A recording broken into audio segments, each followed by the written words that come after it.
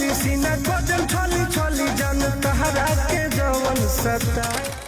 भोजपुरी के हैरान स्टार टुनटुन यादव युवाओं के दिल के धड़कन यूपी बिहार युवाओं के दिल पे राज करते हैं। रंगदारी सॉन्ग लाकर अपने भोजपुरी इंडस्ट्री में एक ऐसा जगह बनाया है कि भोजपुरी में किसी भी बड़े बड़े कलाकार के मार्केट गिराने में लगे हैं टुनटुन यादव।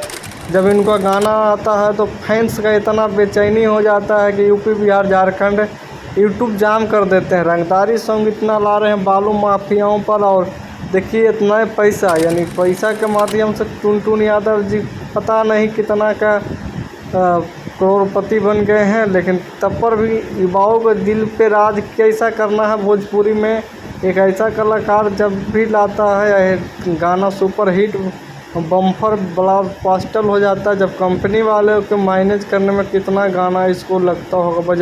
भाई साहब टुनटुन यादव के जिगरी फैन हैं तो हमारे कमेंट में लिखिए कि ताकि वीडियो आप सबके पास पहुंचे, तो कमेंट और लाइक ज़रूर करें।